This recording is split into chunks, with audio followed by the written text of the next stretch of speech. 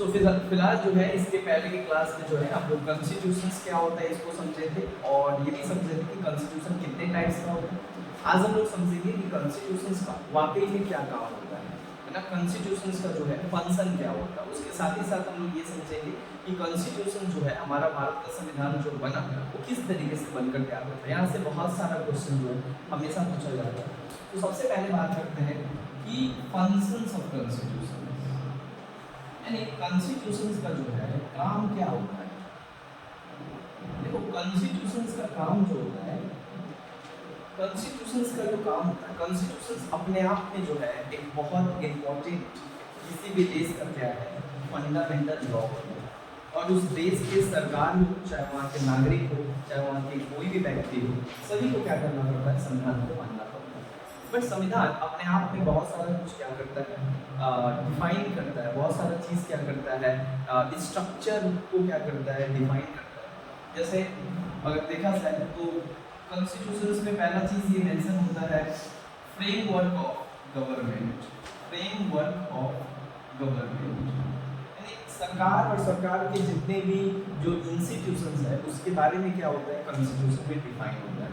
Constitution define and divides the power of government. Constitution क्या करता है, define the framework of government. That what is government, how government actually govern, how government actually किस तरीके से government काम करेगा, government का कितना इंस्टीट्यूशंस होता है ना, ये सब कुछ के बारे में जो है इसमें डिफाइन होता है। जैसे फ्रेमवर्क ऑफ गवर्नमेंट में जो है इसको हम लोग कह सकते हैं कि constitution actually divides and define structure of government, यानी गवर्नमेंट का भी तो बहुत सारा स्ट्रक्चर होता है। गवर्नमेंट एक होता है लेकिन गवर्नमेंट का बहुत सारा क्या होता है, विंग्स होता है, बहुत सारा ऑर्गन होता है। सो गवर्नमेंट का जो है कई सारा जो है ऑर्गन होता है जिसके आधार पे क्या करता है, गवर्नमेंट काम करता है। जैसे देखो सरकार जो होता है, जैसे ये मान लो एक सरकार है, हर एक देश का क्या होता है, सरकार होता है, लेकिन सरकार का जो है बहुत सारा क्या होता है, ऑर्गन्स होता है जो सरकार का अलग अलग जगह पे क्या करता है, काम करता है। जैसे गवर्नमेंट का जो है 3 तरीके का जो है ऑर्गन होता है, एक होता है लेजिस्लेचर, एक होता है एग्जीक्यूटिव, एक होता है जुडिशियल। इसके बारे में भी कॉन्स्टिट्यूशंस में ही जिक्र होता है। लेजिस्लेटिव का काम क्या होता है, एग्जीक्यूटिव का काम क्या होता है और जुडिशरी का काम क्या होता है। इस तरीके से देखा जाए तो पूरा गवर्नमेंट का जो स्ट्रक्चर है उसको डिफाइन किया जाता है कॉन्स्टिट्यूशन।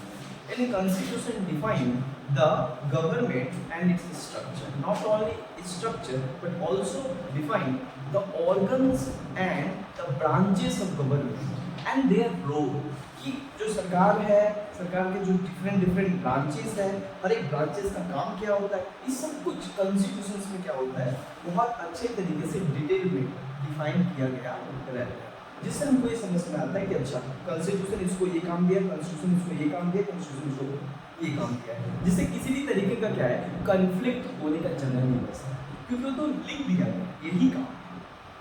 तो फ्रेमवर्क ऑफ गवर्नमेंट का स्ट्रक्चर गवर्नमेंट में क्या होता है कि गवर्नमेंट के बारे में, गवर्नमेंट के जो तीनों ऑर्गन होता है इसके बारे में साफ साफ जो है बता दिया जाता है। जैसे एक ऑर्गन होता है लेजिस्लेचर, इसका मेन काम होता है लॉ मेकिंग, मतलब इसका कहा गया है कि इस ऑर्गन का और इस विंग्स का मेन काम होता है देश के लिए कानून बनाना, है ना। लेजिस्लेचर का मेन काम होता है लॉ मेकिंग, यानी पूरे देश के लिए क्या करना, कानून बनाना। वहीं पे एग्जीक्यूटिव के बारे में बताया जाता है कि इसका काम होता है लॉ इम्प्लीमेंटेशन, यानी लॉ को क्या करना है, इम्प्लीमेंटेशन ऑफ लॉ, इसको कहते हैं। एग्जीक्यूटिव का मेन काम होता है इम्प्लीमेंटेशन ऑफ लॉ, और एग्जीक्यूटिव का एक और काम होता है एडमिनिस्ट्रेशन को संभालना, to run the administration. Run the administration का मतलब क्या होता है, देश को क्या करना, चलाना। एग्जीक्यूटिव का काम होता है कानून को लागू करना पूरे देश में, और देश को क्या करना, चलाना। रोज का जो एक्टिविटी है, डे टू डे जो अफेयर है, उस अफेयर को संभालना और मैनेज करने का काम होता है एग्जीक्यूटिव, है ना। साथ ही साथ क्या होता है कि एक और ऑर्गन है जुडिशियरी। सरकार का टोटल 3 ऑर्गन है। जुडिशियरी, अब जुडिशियरी का मतलब क्या होता है, जुडिशियरी का मतलब होता है कि मेनली इसका काम होता है टू इंटरप्रेट द लॉ, क्या करना, टू इंटरप्रेट द लॉ, यानी जो कानून बन के आया उस कानून का व्याख्या करना और पता लगाना कि जो कानून बनाया गया है पार्लियामेंट से वो कानून कहीं संविधान को वायलेट तो नहीं करता, संविधान के स्पिरिट या उसके फिलॉसफी को किसी भी तरीके का हार्म तो नहीं पहुंचाता। ये सब चीज को क्या करना, जस्टिफाई करना और एडजुडिकेट करने का काम किसका होता है, जुडिशियरी का होता है। जुडिशियरी का काम होता है जो कानून बनकर आया उसका जांच करना कि वो संविधान के अनुसार वैलिड है कि नहीं है। इसके अलावा जो लॉ बनाया गया है, जो लॉ बनाया गया और जो लोग क्या करते उसको अपने हाथ में लेते या जो लॉ को तोड़ते ब्रेकआउट करते उनको पनिशमेंट देना है ना, और जिनके साथ अन्याय हुआ है उनको जस्टिस देना, ये भी काम किसका होता है, जुडिशियरी का। ये सब कुछ जो है हमारा संविधान में बहुत अच्छे से बताया गया। तो संविधान का एक सबसे बड़ा काम होता है कि it defines the role of government and also defines the structure of government and the role of the various organs and institutions which works under the government. that कि सरकार के अंदर जो लोग कितने ऑर्गन हैं, हर एक ऑर्गन का काम क्या होता है, बड़ा स्पेसिफिक तरीके से जो है साफ साफ डिफाइन करता है, जिससे कि शासन प्रशासन को चलाने में जो है किसी भी तरीके का कोई परेशानी और दिक्कत ना आए, है ना। तो ये एक चीज दिखा गया कि फ्रेमवर्क यानी स्ट्रक्चर ऑफ गवर्नमेंट को क्या करता है, कॉन्स्टिट्यूशंस में बताया जाता है। Constitution actually define the government and the role of the different and various institutions of government. सरकार क्या होता है, काम क्या है सरकार का, और सरकार के कितने ऑर्गन हैं, और सरकार का जितने भी ऑर्गन है हर एक ऑर्गन का काम क्या होता है, ये कॉन्स्टिट्यूशंस में डिफाइन होता है। दूसरा चीज क्या होता है, दूसरा चीज यहाँ पे होता है कॉन्स्टिट्यूशन में, constitution also divides the power. Constitution जो है also divides the power between government, यानी कितने कैसा सिस्टम होगा, फेडरल सिस्टम है कि यूनिटरी सिस्टम है, इसको संविधान खुद ही बता देता है। यानी कॉन्स्टिट्यूशन क्या करता है, divides the power, divides the power between government. यानी कॉन्स्टिट्यूशन क्या करता है, पावर को क्या करता है, डिवाइड कर देता है। पावर को डिवाइड कर देने का मतलब क्या होता है कि देखोगे दो तरीके का क्या होता है सिस्टम होता है, अगर दो तरीके का गवर्नमेंट होता है। अगर किसी देश का संविधान कहता है कि हमारा देश का जो गवर्नमेंट होगा वो यूनिटरी गवर्नमेंट होगा, तो यूनिटरी का मतलब क्या होता है, यूनिटरी गवर्नमेंट का मतलब होता है कि सारा पावर एक ही गवर्नमेंट के पास होगा, that is national government. Unitary का मतलब होता है, unitary government means when all the power of the country is given to the national government, there was no state government in that country, है ना। मतलब कोई संविधान में अगर कह दिया जाता है कि एक ही सरकार होगा, एक ही सरकार का कॉन्सेप्ट है, तो वहां पे क्या होगा, सारा पावर उसी सरकार के पास होगा। कई दफा होता है एक देश होता है और उस देश का क्या होता है, एक ही सरकार होता है, यानी एक ही नेशनल गवर्नमेंट होता है, एक ही सेंट्रल गवर्नमेंट होता है, कोई स्टेट गवर्नमेंट नहीं होता है, यानी अलग अलग स्टेट के लिए स्टेट गवर्नमेंट नहीं होता है। कुछ ऐसे भी स्टेट होते हैं, कुछ ऐसे भी देश होते हैं जहाँ का एक ही सरकार होता है जो राज्यों को भी देखता है और साथ ही साथ पूरे देश को भी क्या करता है, देखता है ना। तो वहाँ पे क्या होता है, यूनिटरी गवर्नमेंट में एक ही गवर्नमेंट होता है, इसके कहते हैं लोग सिंगल गवर्नमेंट, और सिंगल गवर्नमेंट को संविधान सारा पावर देता है, देश को भी चलाने के लिए और राज्य को भी चलाने के लिए, अंडरस्टैंड। लेकिन एक और सरकार होता है जिसको कहते हैं फेडरल गवर्नमेंट। क्या कहते हैं, federal government. What is the meaning of federal government? Federal government का मतलब होता है जहां पे क्या होता है, देश को और पूरे देश के प्रशासन को चलाने के लिए एक सरकार नहीं होता है बल्कि दो सरकार होता है। यानी एक होता है देश को चलाने के लिए और एक होता है हर एक राज्य को चलाने के लिए। सपोज दैट ये एक देश है, इस देश को चलाने के लिए एक है सेंट्रल गवर्नमेंट जिसको हम लोग नेशनल गवर्नमेंट भी कहते हैं, और हर एक स्टेट का जितना भी स्टेट है उस देश में, उस देश का अपना एक क्या है, गवर्नमेंट है, स्टेट गवर्नमेंट, जो केवल उस स्टेट को चलाएगा। The best example is India, है ना। जैसे इंडिया हो गया, अमेरिका हो गया, ये सब क्या है, फेडरल कंट्री है। अब फेडरल कंट्री में क्या होता है कि देश का सारा शक्ति एक सरकार के पास नहीं होता है। संविधान वहां पे अगर किसी देश में फेडरल गवर्नमेंट है तो उस देश का संविधान क्या करता है, खुद ही पावर को डिवाइड कर देता है बिटवीन सेंटर और स्टेट, ताकि केंद्र सरकार और राज्य सरकार के बीच झगड़ा ना हो। झमेला ना हो, क्योंकि यहाँ पे तो फेडरल गवर्नमेंट है, और फेडरल गवर्नमेंट का मतलब होता है दो सरकार, और दो सरकार का मतलब होता है दोनों के पास कुछ पावर दिया जाएगा। तो ये कितना किसके पास क्या पावर होगा, ये ऑलरेडी संविधान डिवाइड कर देगा। Constitution divides the power between government. If unitary government है तो सारा पावर एक ही सरकार के पास होता है, बट अगर कहीं फेडरल गवर्नमेंट होता है जहाँ पे डिवेल गवर्नमेंट होता है, क्या होता है, डिवेल, डिवेल होता है डबल, जहाँ पे एक होता है सेंट्रल के लिए, एक होता है स्टेट के लिए, तो इन दोनों के बीच का जो पावर होता है ये ऑलरेडी कॉन्स्टिट्यूशन बांट देता है। ये देखो सेंट्रल गवर्नमेंट के पास इतना पावर है और स्टेट गवर्नमेंट के पास इतना पावर है, वो उसके पावर में उसकी जुरिडिक्शन में इंटरफेयर नहीं करेगा, उसका जो एरिया है, उसका जो सब्जेक्ट है जिसके ऊपर उसको कानून बनाने का या पावर दिया गया है संविधान के द्वारा, स्टेट गवर्नमेंट इंटरफेयर करेगा। State government cannot interfere in the central government work, and central government cannot interfere in the state government work, because both has given the power by the constitution. So आप अपना काम करो, ये अपना काम करेगा, ताकि बीच में झमेला ना। जो स्टेट और सेंट्रल के बीच हमेशा तकरार होता है, मतलब देखते हैं ना हम लोग, हमेशा ही देखते हैं, और सबसे बेस्ट एग्जांपल तो वेस्ट बंगाल के जो लोग समझ जाते हैं कि यहाँ पे होता है स्टेट गवर्नमेंट और सेंट्रल गवर्नमेंट में हमेशा टकरार होता है, और टकरार होने का एक कारण है कि चलो ठीक है, दो अलग सरकारें हैं, केंद्र में बीजेपी है, स्टेट में टीएमसी है, दोनों एक दूसरे का देखना नहीं चाहता क्योंकि ऑपोजिशन है, तो एक जेन्युइन है टकरार होगा। लेकिन कभी कभी स्टेट गवर्नमेंट ये लगाता है एलिगेशन सेंट्रल गवर्नमेंट के ऊपर कि हमारे स्टेट को जो है बहुत कम देखा जा रहा है, हमारे स्टेट को जितना सुविधा मिलना चाहिए, बाकियों को जितना सुविधा मिल रहा है स्टेट को, हम लोग को नहीं मिल रहा है उसके। तो ये जो ममता बनर्जी हर टाइम पे क्या करती है, बोलती है कि भाई वेस्ट बंगाल को बहुत पीछे छोड़ दिया जाता है ना, उतना टाइम भी नहीं, कई मीटिंग होता है सेंट्रल गवर्नमेंट के साथ स्टेट गवर्नमेंट का, तो अब स्टेट गवर्नमेंट को उतना टाइम नहीं दिया जाता अपना बात को कहने के। तो ममता बनर्जी तो इस बात को वहाँ पे करती है कि स्टेट वेस्ट बंगाल में डब्ल्यू आता है, सबसे लास्ट में आता है, अल्फाबेटिकल देखा जाए तो लास्ट में आता है, हम इसका केवल नाम रखेंगे बंगाल, जिससे क्या है कि बी पहले आएगा, थोड़ा ज्यादा समय मिलेगा, हर जगह प्रायोरिटी थोड़ा ज्यादा मिलेगा। अंडरस्टैंड? तो हम क्या बता रहे हैं यहाँ पे, डिवीजन, कॉन्स्टिट्यूशन क्या करता है, divides the power between government. सरकारों का जो शक्ति होता है ना उसको बांट देता है, यूनिटरी होता है तो उसको पावर देता है क्या क्या पावर है, और अगर फेडरल गवर्नमेंट होता है तो अभी स्टेट गवर्नमेंट को भी कुछ पावर दिया जाता है, कुछ पावर सेंट्रल गवर्नमेंट को भी दिया जाता है। बट किसके पास कितना पावर होगा, किसके पास कितना एरिया होगा, किस सब्जेक्ट पे किसका कितना पकड़ होगा, ये एक्चुअली कॉन्स्टिट्यूशन में डिफाइन किया गया है। जो अगर तुम लोग पढ़ोगे कभी फेडरल, तो स्टेट लिस्ट आता है और सेंट्रल लिस्ट आता है, स्टेट लिस्ट और सेंट्रल लिस्ट। स्टेट लिस्ट पे कानून बनाने का पावर होता है स्टेट गवर्नमेंट को, और सेंट्रल लिस्ट पे कानून बनाने का पावर होता है सेंट्रल गवर्नमेंट को।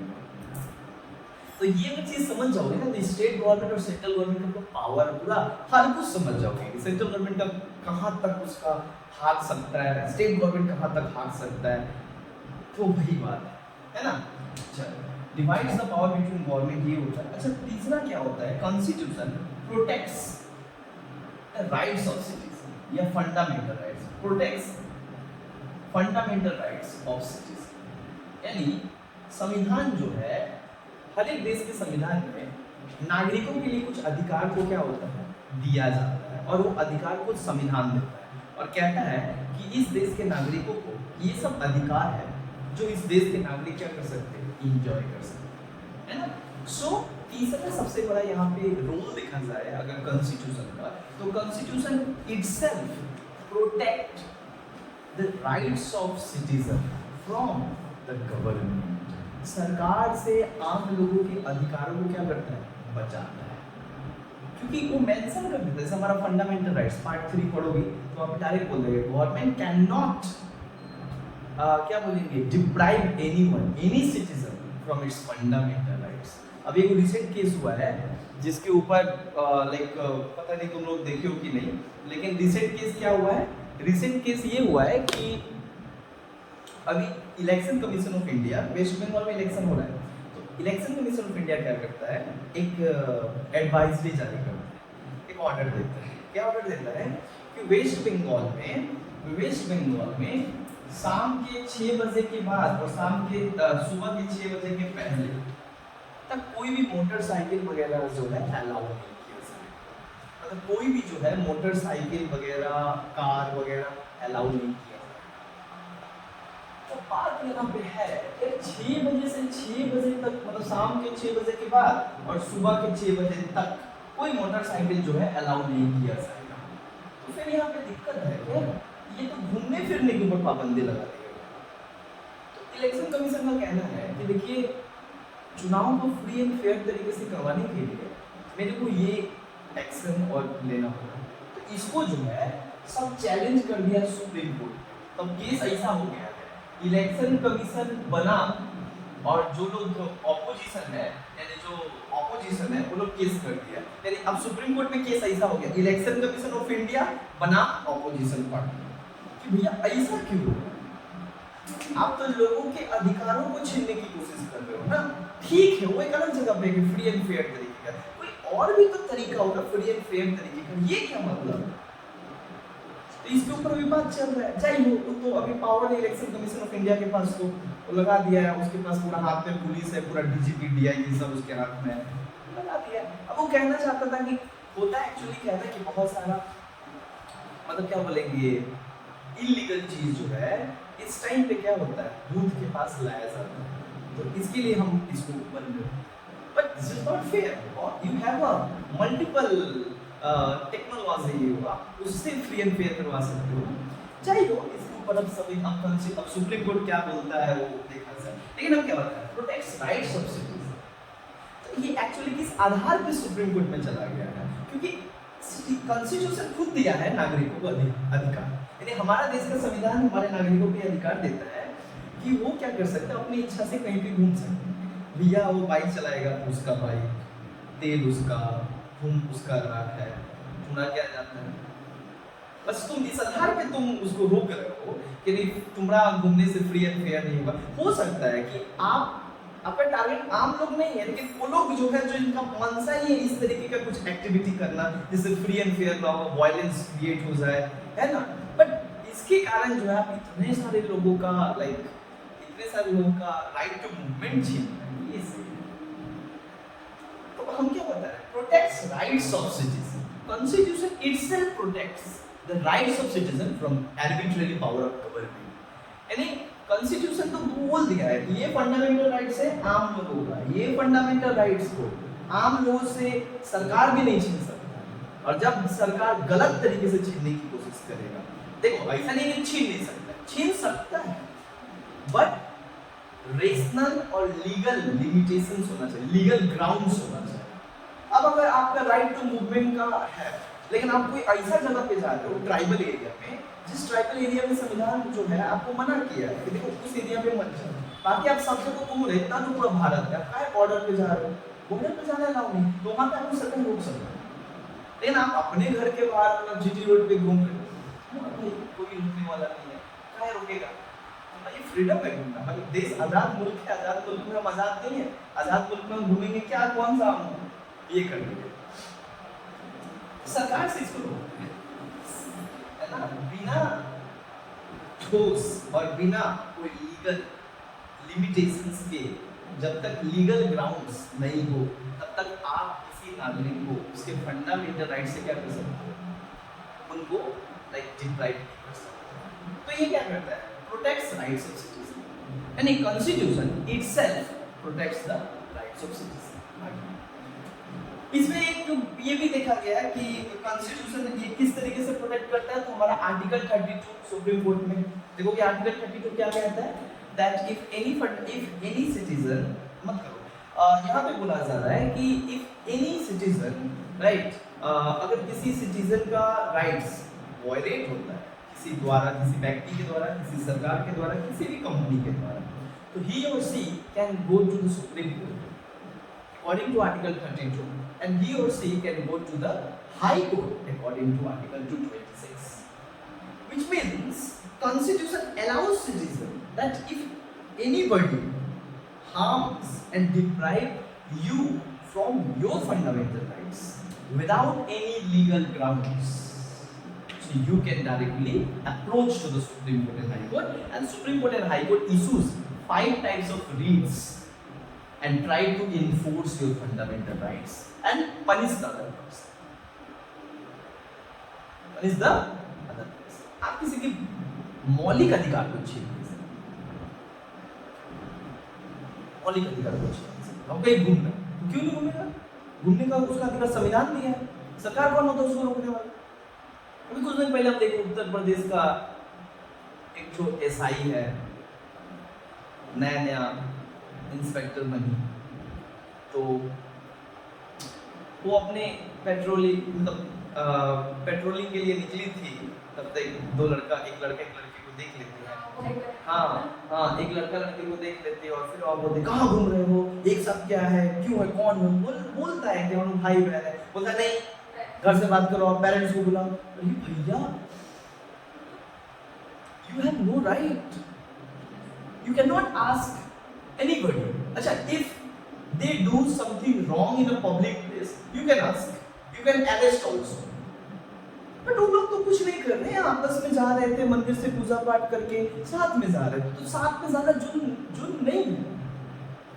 अच्छा, आपका इंटेंशन दूसरा था, आपको लगा था कि ये लोग भाई बहन नहीं है, कुछ और है, तो ठीक है, आप वो भी है तो आप अरेस्ट नहीं कर सकते, आप उनसे पूछ सकते क्या हो गया भाई। अगर वो अबव 18 है, आप पूछ नहीं सकते कहाँ जा रहे, उसका अपना प्राइवेसी है, अपना फ्रीडम है, आप क्यों पूछोगे उससे? बाद में पता चला कि भाई बहन है, माँ बाप आए, तो फिर मैडम को सस्पेंड हो जाना पड़ा। तो वही बात है, कई दफा क्या करते हैं, आपा में बहुत सारा ऐसा कुछ कर देते हैं जो बाद में उसका रिजल्ट हम लोग को पछताना पड़ता है। दैट्स व्हाई गवर्नमेंट हाथ नहीं लगाता है, जानता है कि जब तक लीगल ग्राउंड्स नहीं है तब तक गवर्नमेंट भी नहीं पकड़ता, क्योंकि जानता है हमसे ऊपर संविधान है ना, संविधान इसको खुद पावर है और हमको बोला है तुम छीन, और हम छीनने गए तो वाट मेरा लगेगा। अंडरस्टैंड? इसीलिए तो सुप्रीम कोर्ट को कहा गया, supreme court is the protector and guarantor, है ना, and defender of the fundamental rights of citizen, है ना। सुप्रीम कोर्ट को तो कहा गया ना, अभिभावक है, प्रोटेक्टर है, जो क्या करता है, प्रोटेक्ट करता है लोगों के अधिकारों को। इसलिए सुप्रीम कोर्ट में ओरिजिनल जुरिडिक्शंस के तहत ये केस जाता है, अगर फंडामेंटल राइट्स से रिलेटेड हो तो डायरेक्ट सुनवाई करता है सुप्रीम, सारा केस को छोड़ देता है, पहले फंडामेंटल राइट्स, लोग का व्यक्तिगत आजादी उसके लिए, क्योंकि संविधान सुप्रीम कोर्ट को बनाने का एक सबसे बड़ा रीजन है to protect the fundamental rights of citizen from the arbitrary power of government, any person, any company. कोई आपका फंडामेंटल राइट छीन नहीं सकता अनटिल एंड अनलेस अगर कोई लीगल ग्राउंड्स नहीं है, यानी आपके फंडामेंटल राइट्स एंजॉय करने से किसी दूसरे को हार्म नहीं हो रहा है। क्लियर है? एक और रूल क्या होता है यहाँ पे गवर्नमेंट का, यानी कॉन्स्टिट्यूशन का एक और क्या रूल होता है?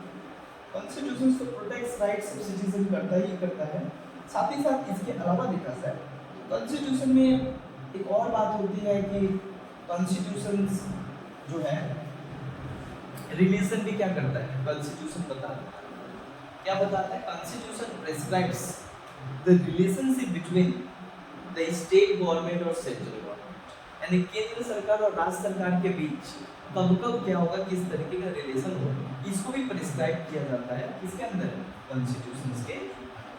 सो कॉन्स्टिट्यूशंस बहुत सारा तरीके का जो है यहाँ पे ये किया जाता है। चलो, कॉन्स्टिट्यूशन में ये भी देखोगे कि कॉन्स्टिट्यूशन में एक और चीज प्रिस्क्राइब किया जाता है, constitution also prescribes and also try to protect the interest of minority in the country, यानी अगर हमारे देश में कोई अल्पसंख्यक है लिंग्विस्टिक आधार पे या रिलीजियस आधार पे, तो उसको प्रोटेक्ट करने का काम करता है कॉन्स्टिट्यूशन। यानी अल्पसंख्यक जो है, चाहे भाषा के आधार पे हो, चाहे वो धर्म के आधार पे हो, कोई भी है, तो उनको प्रोटेक्ट करने का काम कौन करता है, कॉन्स्टिट्यूशन। चलो, ये तो हम बताएं कि कॉन्स्टिट्यूशंस का मेनली जो है रोल क्या होता है, कॉन्स्टिट्यूशन क्या क्या चीज जो है कॉन्स्टिट्यूशन में मेंशन होता है। तो मोटा तौर पे जो है ये सारा कुछ मेंशन होता है। और एक चीज लास्ट हम बता दें कि कॉन्स्टिट्यूशन में एक और बात लिखा होता है, कॉन्स्टिट्यूशन खुद ही बताता है supreme law of land, constitution क्या बोलता है? कॉन्स्टिट्यूशन कहता है कि there is the constitution which is supreme in the country, no one law and no one person and no one post is above the constitution, no one can challenge the constitution, no one authority will challenge. संविधान से बड़ा कोई देश में कोई नहीं, देश का प्रधानमंत्री, देश का राष्ट्रपति या एक आम नागरिक, सबको ही संविधान के मानकर चलना पड़ता है, संविधान के अनुसार चलना पड़ता है। You can not go against the constitution. Supreme law of land यानी संविधान किसी भी देश का क्या होता है? सबसे फंडामेंटल लॉ होता है, सबसे सुपीरियर लॉ होता है। जितने भी लॉ बनता है वो सभी लॉ कॉन्स्टिट्यूशन को मानकर चलना पड़ेगा, कॉन्स्टिट्यूशन को फॉलो करके चलना पड़ेगा। कॉन्स्टिट्यूशन की जो लाइन है उस लाइन को अगर आप क्या करते हो, अगेंस्ट जाते हो, तो फिर उसके बाद जो है उस लॉ को जो है वैलिड नहीं माना जाता, उस लॉ को सुप्रीम कोर्ट क्या करता? अनकॉन्स्टिट्यूशनल।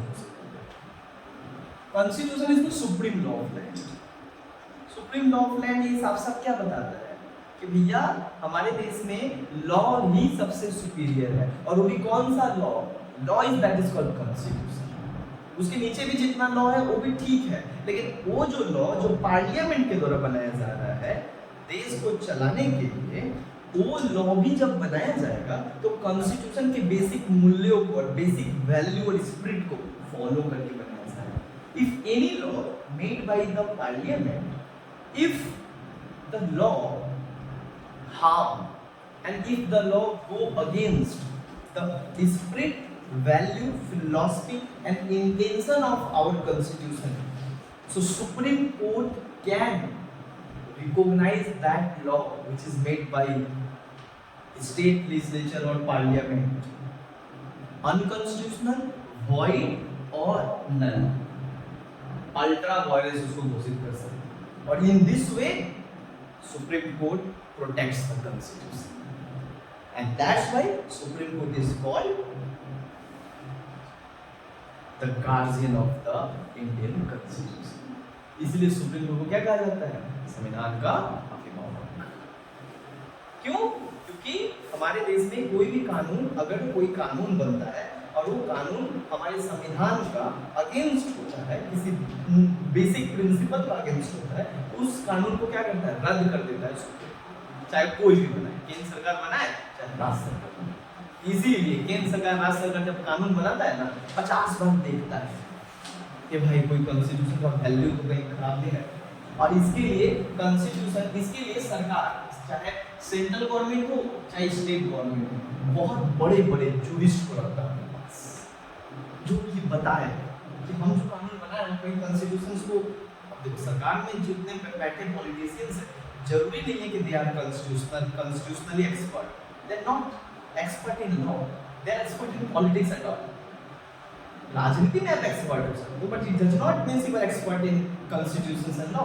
बट राजनीति से आप जो सत्ता में आ रहे हो, ये चलाओगे देश भी ना तो कानून से चलाओगे, और कानून जो संविधान सबसे सर्वोच्च, आपके लिए भी हमारे लिए भी सबके लिए। तो आप जो नया कानून भी बनाओगे वो भी संविधान के अनुसार और संविधान को मानकर चलना पड़ेगा।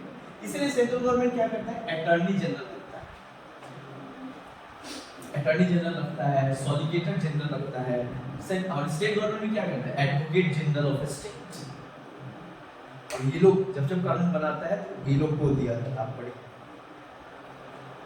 और अगर कुछ भी होता है, सरकार के खिलाफ कोई भी मुकदमा सुप्रीम कोर्ट या हाई कोर्ट में रखा जाता है, तो सरकार का अपना वकील सरकार को डिफेंड करना होता है, and that is called attorney general, solicitor general। समझ में? अभी जो है अरविंद केजरीवाल का जो केस है, जो ईडी देख रहा है, तो ईडी के ऊपर जो ईडी के तरफ से कौन लड़ रहा है? ईडी तो सरकार का अपना एजेंसी है ना। ईडी को डिफेंड कर रहा है सुप्रीम कोर्ट में कौन है? सॉलिसिटर जनरल, जो भारत सरकार, सॉलिसिटर जनरल जो भारत सरकार। और उधर से अरविंद केजरीवाल अपना रखा है, यही होता है।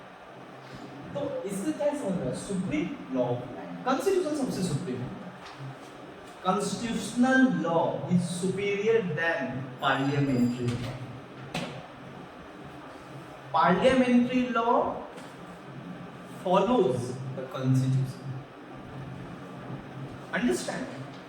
चलो ये तो हम लोगों को समझ में आया फिलहाल कि कॉन्स्टिट्यूशंस जो होता है किसी भी देश का सबसे क्या होता है सुप्रीम लॉ होता है, इसके ऊपर कोई लॉ नहीं। बाकी जितना लॉ बनता है इसी को देखकर इसी के मानकर जो है बनाया जाता है। हाँ, अब बात करते हैं कि जो कॉन्स्टिट्यूशंस है ये हमारा कॉन्स्टिट्यूशंस फॉर्मेशन कैसे हुआ,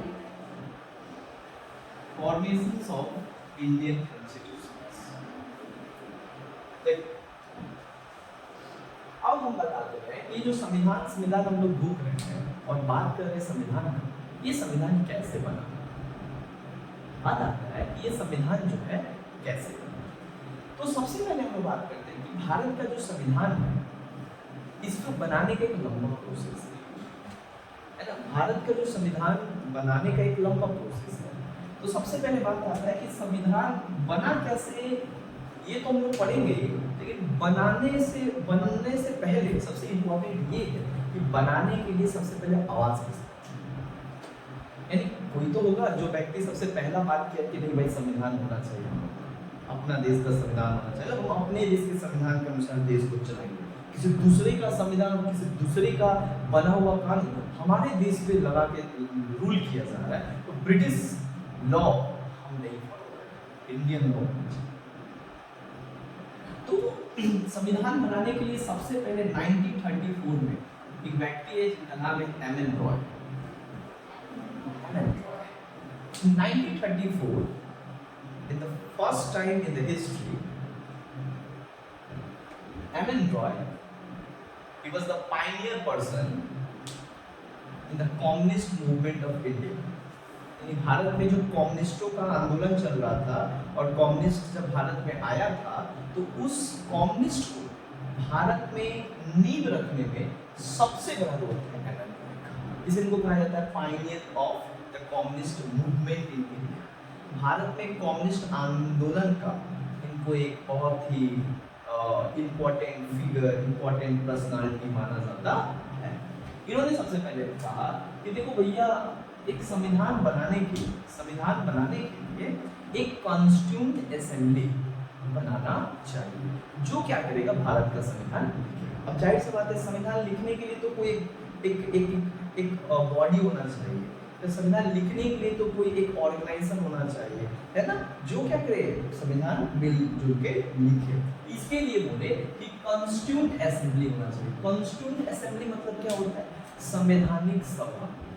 संविधान को लिखने के लिए एक संवैधानिक सभा बनाने की आवश्यकता है जो भारत के संविधान को जो है लिखे। तो इन्होंने सबसे पहले 1934 में जो है ये बात की। इनके बाद जो है 1935 में ऑफिशियली भारत का सबसे प्राचीन पार्टी इंडियन नेशनल कांग्रेस, है ना, भारत का सबसे प्राचीन पार्टी इंडियन नेशनल कांग्रेस, भारतीय राष्ट्रीय कांग्रेस ऑफिशियली आकर क्या करता है, डिमांड करता है कि there should be a constituent assembly, है ना, which frame the constitution of India. मतलब एक संवैधानिक सभा बनना चाहिए जो भारत के संविधान को क्या करेगा, तैयार करेगा, भारत के संविधान को फ्रेम आउट करेगा। तो 1935 में इंडियन नेशनल कांग्रेस डिमांड करता है कॉन्स्टिट्यूएंट असेंबली बनाने का जो भारत के संविधान को क्या करेगा, लिखे। आजाद भारत के संविधान को लिखने के लिए एक आजाद संवैधानिक सभा का निर्माण होना चाहिए। उसके बाद 1938 में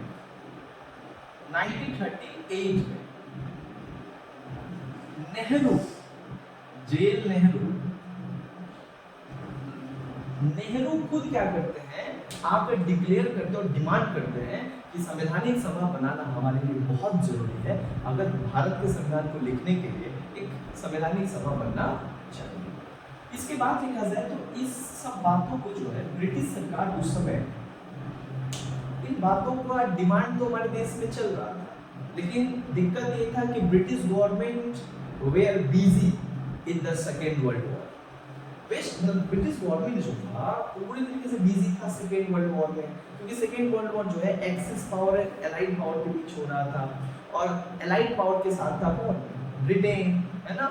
तो ये जापान, जर्मनी, इटली उठ खड़े हो गए थे, तो इनके खिलाफ लड़ाई कर रहे थे, तो ब्रिटिश गवर्नमेंट में busy in the war, but फिर भी डिमांड हमारे भारत में किया जा रहा था कि भाई हमको दो। तो बाद में क्या होता है 1940 में क्या होता है, एक अगस्त प्रपोजल आता है। क्या आता है, अगस्त प्रपोजल। इस अगस्त प्रपोजल, इसको नाम क्यों अगस्त प्रपोजल है, क्योंकि ये 8 अगस्त को आता है, इसलिए इसका नाम भी पड़ जाता है अगस्त प्रपोजल।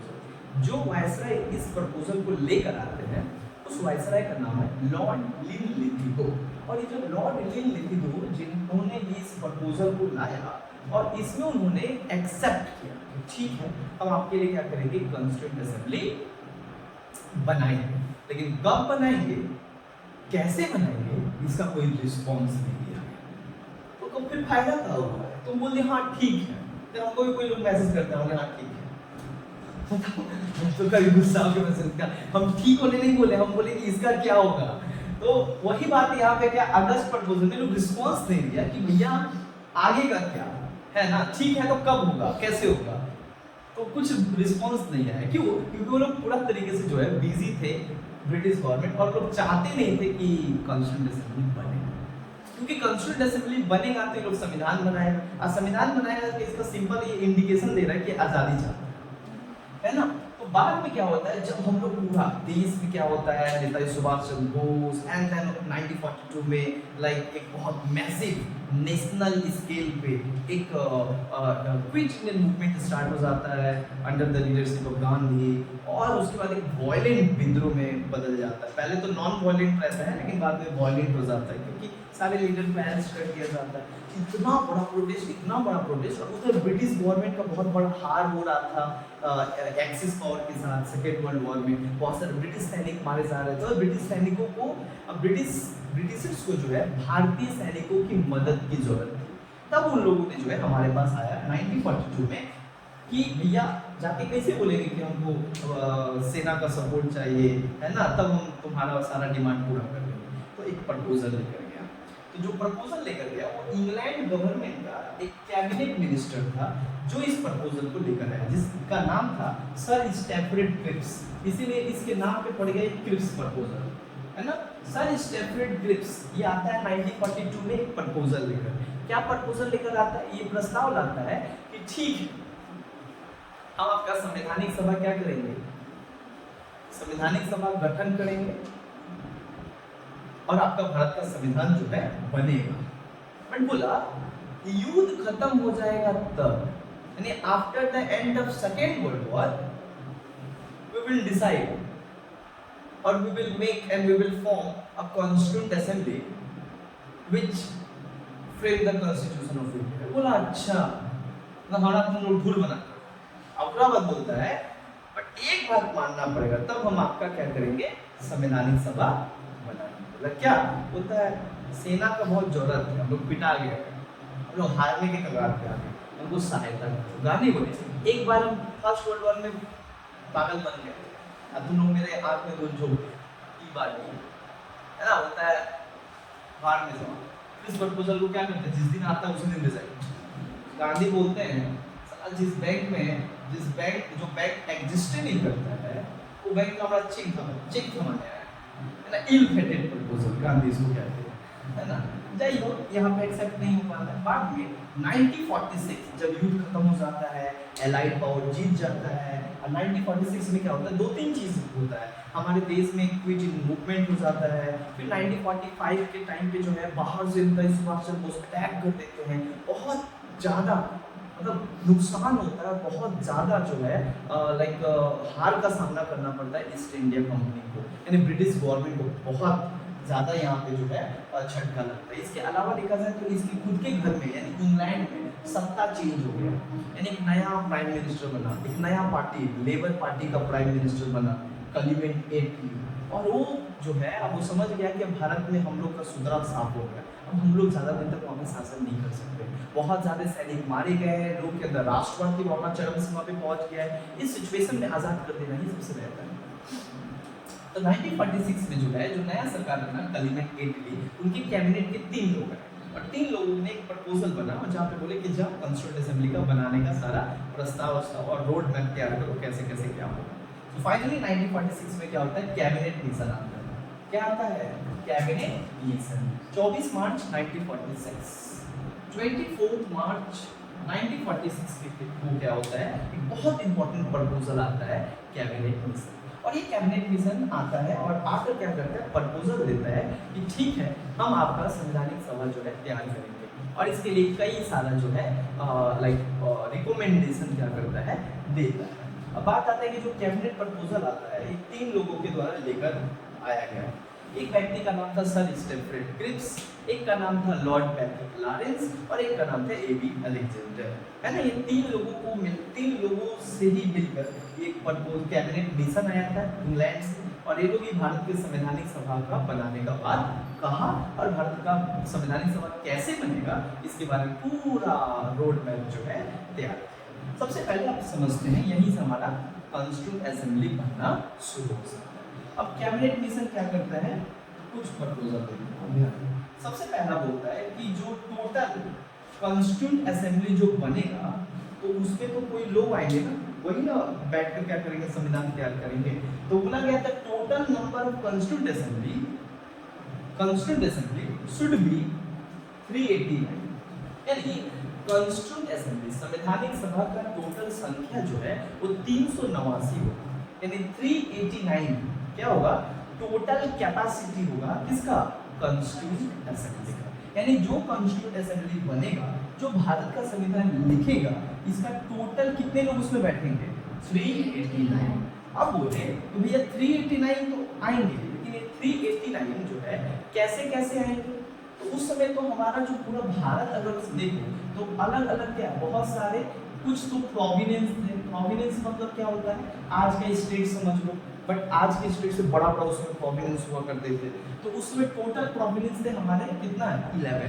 तो 11 से टोटल बोला गया कि 292 सीट आएगा, यानी 11 प्रोविनेंस से 11 राज्यों से भारत के टोटल कितने मेंबर चुन कर आएंगे, 292 मेंबर चुन कर आएंगे। और फिर बोला गया कि 4 तो क्या है, 4 तो चीफ कमिश्नर है।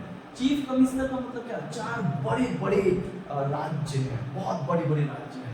तो 4 थ्रू से कितना आएगा, बोला गया 4 थ्रू से आएगा 4, ठीक है।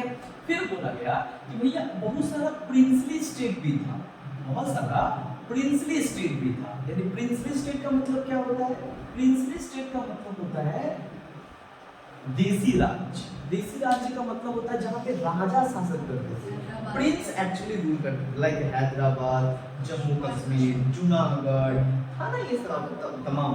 तो इनसे बोला गया कि प्रिंसली स्टेट से टोटल कितने लोग चुनकर आएंगे, बोला गया यहाँ से टोटल आएंगे 93।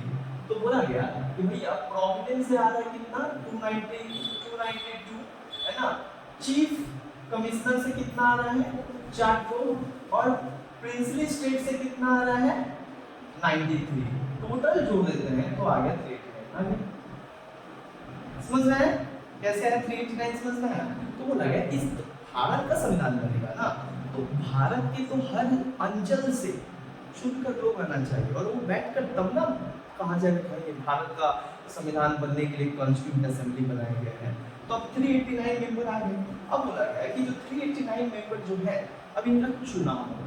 बोला गया चुनाव कैसे होगा, ये 292 और 4 296 जो सीट है, यहाँ से क्या होंगे, हर एक अंचल से, हर एक एरिया से, हर एक 10 लाख पे एक सीट होगा। मतलब एक सीट जो है वो कितना लाख पे होगा, 10 लाख का कहीं जनसंख्या है तो वहां से एक व्यक्ति आएगा। इस तरीके से 10 लाख से पूरा 290 यानी 11 प्रोविंस और 4 चीफ कमिश्नर में 10-10 लाख पे पॉपुलेशन बांट दिया गया। उस तरीके से जो है आसान हो गया इलेक्शन करवाना वहाँ पे।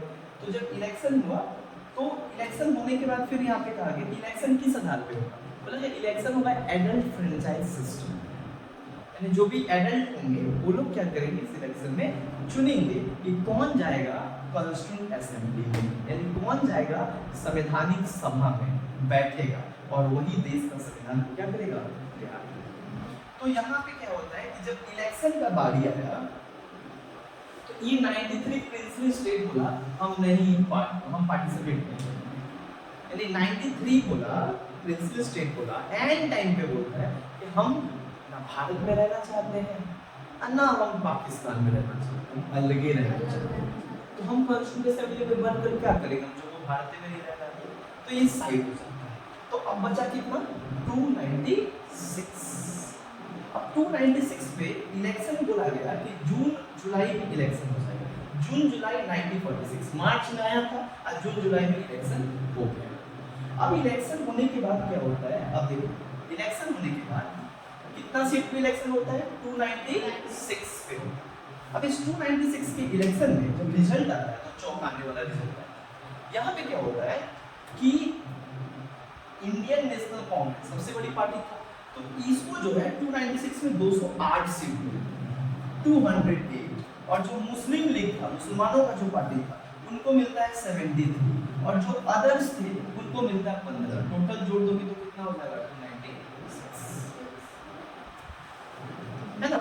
तो सबसे ज्यादा मेजॉरिटी किसको मिला, सबसे ज्यादा संख्या किसका पाया, इंडियन नेशनल कांग्रेस। अब मुस्लिम लीग का कितना है 73, यानी मेजॉरिटी किसके पास है, इंडियन नेशनल कांग्रेस। तो कहा गया कि अब देखो ये जो कॉन्स्टिट्यूएंट असेंबली जो बनकर तैयार हो गया, तो कहा गया इसमें कोई भी जो बिल जोड़ा जाएगा, कोई भी संविधान में कुछ लिखा जाएगा, तो उसको लिखने से पहले उसके ऊपर बहुमत होगा कि सारे लोग इसके बहुमत में है कि नहीं। अब बहुमत का मतलब क्या होगा, 50 + 1 यानी 51%, 50% से ज्यादा होना चाहिए। तो बोला गया भाई 50% से ज्यादा तो क्या है, इसके पास अकेले 50% से ज्यादा सीट है, 296 सीटें हैं और उसमें से 208। मेजॉरिटी मत बोलो, स्पेशल मेजॉरिटी से पार लोगों के पास मेजॉरिटी है। तो मुस्लिम लीग का जो है सपना पूरा नहीं हुआ। ये जो संविधान बनेगा तो हम तो खाली वहाँ पे खाली बैठने जाएंगे, हम ना ही जाएंगे और नहीं वोट देंगे तो वो बिल पास हो जाएगा। ये लोग सोचने लगा उसके बाद कि ना भाई ऐसे हुआ तब तो फिर जो संविधान बनेगा उसमें तो हिंदुओं का और इंडियन नेशनल कांग्रेस ही जो कहेगा तो उसी के अनुसार संविधान बनेगा। तो हम लोग का तो कोई बात नहीं सुनेगा क्योंकि हमारा माइनॉरिटी में हमको मेजॉरिटी नहीं है हमारे पास। ये लोग बोला भाई हम ये लोग भी क्या करता है होता कब, जब ये इलेक्शन हो जाता है टोटल 296 पे, तो पहला बैठक स्टार्ट होता है 9 दिसंबर 1946। 9 दिसंबर 1946 में क्या होता है, फाइनली पहला समिट और पहला सेशन स्टार्ट होता है। First session of constituent assembly was held on 9 दिसंबर 1946। अब ये 9 दिसंबर में क्या होता है, सारे लोग आते हैं 296 सभी आते हैं, मुस्लिम इंडियन नेशनल कांग्रेस और अदर्स 15 सारे आते हैं, सारे बैठते हैं। लेकिन यहाँ पे क्या होता है कि उस दिन को बैठक चलाने के लिए, है ना, उस दिन का बैठक चलाने के लिए सबसे वहाँ पे जो एक्सपीरियंस सबसे ओल्डेस्ट पर्सन था, जो बहुत एक्सपीरियंस है, जो सदन को चला सकते ठीक से, उनको क्या बनाया गया उस दिन के लिए, बस 9 दिसंबर के लिए टेम्पररी चेयरमैन या प्रेसिडेंट बना दिया गया। Temporary chairman of constituent assembly यानी संवैधानिक सभा का टेम्पररी कुछ दिनों का, यानी बस उस दिन के लिए प्रधान बना दिया गया या अध्यक्ष बना दिया गया, जो क्या करेगा सबको टाइम बोलने का मौका देगा। तो ये किसको अपॉइंट किया गया इस दिन अपॉइंट किया गया डॉक्टर सच्चिदानंद सिन्हा। तो कई बार एग्जाम में पूछा जाता है, first temporary chairman of constituent assembly was doctor Sachchidanand Sinha, जो सबसे पहले टेम्पररी क्या थे, अध्यक्ष। क्लियर हुआ। अब ये बन जाते हैं यहाँ पे डॉक्टर सच्चिदानंद सिन्हा। अच्छा, उसके बाद क्या होता है कि यहाँ से सारा मुस्लिम लीग वाला उठ के भाग जाता, देखता है कि भाई जितना सीट था सारा सीट में तो ये लोग कब्जा हो गया, हम लोग तो दिखो नहीं करे भीड़ में, बोला हमारा लगा कि कोई फायदा नहीं, ये लोग क्या लगता बॉयकॉट करते, उठ के चला जाता है। उसके बाद क्या होता है, दूसरा बैठक होता है 11 दिसंबर 1946, ठीक एक दिन बाद 9 तारीख को हुआ पहला, फिर 10 को छोड़ के 11 को, इसको कहते हैं सेकेंड सेशन। ये जो दूसरा बैठक होता है, इस बैठक में सारे लोग आए, है ना, और सारे लोग जितने भी आए, इसमें कहा गया कि भाई हम लोग तय करेंगे कि हमारा परमानेंट चेयरमैन कौन होगा, क्योंकि अब ये संवैधानिक सभा जो बनकर और चुनाव के माध्यम से आया है, ये तब तक काम करेगा जब तक कि संविधान बनना है। तो संविधान बनाना इसका मेन मकसद है। तो संविधान बनाने के लिए हमको रोज रोज नया नया अध्यादेश पूरी रखेंगे, एक परमानेंट होना चाहिए जो तब तक रहे जब तक कि संविधान बनकर तैयार ना हो जाए। तो कैसे चुना जाएगा कि कौन बनेगा अध्यक्ष? तो बोला गया मेजोरिटी, अच्छी मेजोरिटी, किसी सदस्य में से जिसके ऊपर ज्यादा मेजोरिटी जाएगा, वोट जाएगा, वही यहाँ पे आएंगे और वही बनेंगे चेयरमैन। तो जब वोटिंग करवाया गया तो वोटिंग में नाम पहले आगे सबसे ज्यादा वोट मिला doctor Rajendra Prasad. So doctor Rajendra Prasad became the permanent chairman of constituent assembly till the formation of constitution. यानी जब वोटिंग हुआ 11 दिसंबर को कि कौन बनेगा परमानेंट चेयरमैन, तो सबसे ज्यादा वोट बहुमत जो मिला वो राजेंद्र प्रसाद को मिल गया। So doctor Rajendra Prasad became the first chairman of the first permanent chairman of the constituent assembly. उसके बाद से 13 दिसंबर को एक और सेशन होता है, 13 दिसंबर 1946। ये सब बैठक चलते रहता है। उसके बाद संविधान बनाने का प्रक्रिया शुरू हो जाता है। अब 13 दिसंबर को क्या होता है 1946 में, गजब का चीज यहाँ पे क्या होता है कि पंडित नेहरू आते हैं और पंडित नेहरू आते हैं एक जो बिल लेकर। उस बिल का नाम है ऑब्जेक्टिव रिजोल्यूशन। क्या नाम है? Objective resolution. अब ये ऑब्जेक्टिव रिजोल्यूशन क्या था? ये 13 दिसंबर 1946 में पंडित नेहरू कॉन्स्टिट्यूएंट असेंबली में ऑब्जेक्टिव रिजोल्यूशन एक बिल पेश करते हैं, जिस बिल का मतलब होता था the basic objectives behind the formation of constitution. यानी जो संविधान हम लोग तैयार करेंगे उसका उद्देश्य क्या होगा, किस आधार पर तैयार करेंगे, what were the base and pillar of the constitution. यानी कुल मिलाकर इसको कहा जाता है ब्लूप्रिंट ऑफ द कॉन्स्टिट्यूशन। हमको संविधान बनाने से पहले उसका रूपरेखा तैयार करना पड़ेगा कि जो संविधान हम लोग बनाने वाले हैं वो कैसा, किस चीज के ऊपर आधारित रहेगा, है ना, उसका भित्ति क्या होगा, what were the base, what were the pillar, what were the original purpose and value and philosophy, जिसके ऊपर संविधान बनकर तैयार होगा। यानी कैसा संविधान बनाना है, सोवरेन, रिपब्लिक, डेमोक्रेसी, कैसा, कौन सा सिस्टम लाना है, इस सब चीज के ऊपर जो है बातचीत होने वाली। यही ऑब्जेक्टिव रिजोल्यूशन बाद में जाकर 26 नवंबर 1949 में यही ऑब्जेक्टिव रिजोल्यूशन जिस आधार पर संविधान को तैयार किया गया था, है ना, तो यही बाद में कहलाता है प्रिएम्बल, संविधान का पहला पेज, जिसमें बताया गया कि संविधान किस आधार पे बना है ना। तो ऑब्जेक्टिव से घर बनने से पहले क्या करते हैं, एक तो मैप तैयार किया जाता है, एक ब्लूप्रिंट तैयार किया जाता है, नक्शा तैयार किया जाता है कि जो घर कैसा कैसा कैसे कर सकते हैं। तो संविधान बनने से पहले नक्शा तैयार किया कि संविधान कैसा बनेगा, उसी को हम लोग कहते हैं ऑब्जेक्टिव रिजोल्यूशन, जो नेहरू पेश किए थे 13 दिसंबर। इस तरीके से ये बैठक चलता गया और ये बैठक, लास्ट बैठक चला 24 जनवरी। ये लास्ट जो इसका बैठक हुआ ना, ये देखिए लास्ट जो बैठक हुआ 24 जनवरी 24 जनवरी 1950 में इसका लास्ट बैठक होता है, जिसमें सारे लोग आते हैं, साइन करते हैं अपना, और साइन करके क्या होता है, साइन करते हैं, लास्ट बैठक है, और 24 जनवरी को साइन होता है और 26 जनवरी को हमारा संविधान लागू होता है। 26 जनवरी 1950 को the constitution came into force, यानी कॉन्स्टिट्यूशन केम इनटू फोर्स मतलब संविधान के और फाइनली लागू होता है। लेकिन संविधान एक्चुअली जो है बनकर तैयार हो गया था 26 नवंबर 1949। दिस वाज द संविधान लागू हुआ, यानी संविधान हमारे देश में स्टार्ट हो गया, फॉलो किया जाने लगा, लागू किया गया 26 जनवरी 1950। लेकिन संविधान हमारा बनकर तैयार हो गया था 26 नवंबर 1949, यानी नवंबर में बनकर तैयार हो गया था 26 में। तो फिर 2 महीना वेट क्यों? तो 2 महीना इसीलिए इसको कहा जाता है एडॉप्ट। हम लोग एडॉप्ट कब करेंगे, 2 क्वेश्चन आता है और लोग हमेशा गलत करते हैं। जब पूछेगा when constitution came into force, तो 26 जनवरी 1950, बट व्हेन कॉन्स्टिट्यूशन एडॉप्टेड, तब इसको एडॉप्ट किया गया, यानी ये बनकर कब तैयार हो गया, तो ये एक्चुअली एडॉप्ट किया गया 26 नवंबर 1949, बनकर इस दिन तैयार हो गया। लेकिन अब वेट कर रहे थे क्योंकि हम लोग ऑलरेडी 26 जनवरी को अपने इतिहास में, it is a historical fact, यहाँ पे एक ऐतिहासिक कारण था। क्या ऐतिहासिक कारण था? ऐतिहासिक कारण ये था कि 26 जनवरी 1930 को हम लोग ऑलरेडी एक बार रिपब्लिक डे मना चुके थे अपने इतिहास में, जहाँ पे मोतीलाल नेहरू, जवाहरलाल नेहरू सारे मिलकर जो है अपने आप को ब्रिटिश हुकूमत से इस दिन आजाद कर दिए थे। तो बात आया कि 26 नवंबर को तो हम लोग बना लिए, लेकिन हम तो ऑलरेडी एक बार रिपब्लिक डे मनाए हुए, तो क्या हम 26 जनवरी को ही लागू, 26 नवंबर को ही लागू कर देते, फिर दो रिपब्लिक डे ऐसे थोड़ी होता है, एक देश का दो रिपब्लिक कैसे हो सकता है? तो इसलिए हम लोग पूरे वेट कर, 2 महीने वेट किए, फिर 26 जनवरी आया, फाइनली उस दिन ही हम अपना संविधान को ऑफिशियली डिक्लेयर, अनऑफिशियली तो बनकर तैयार हो गया, बट ऑफिशियली डिक्लेयर किया। इसलिए 26 जनवरी को जब डिक्लेयर किए तो इस दिन हम मनाते हैं रिपब्लिक डे। और why we celebrate republic day? Because of two reason. उस दिन हमारा संविधान लागू हुआ और उस दिन ही हमारा देश के राष्ट्रपति नए राष्ट्रपति बने। साथ ही साथ राष्ट्रपति का जो पद है वो रिपब्लिक है। रिपब्लिक का मतलब होता है the head of state is directly और indirectly elected by the people of India.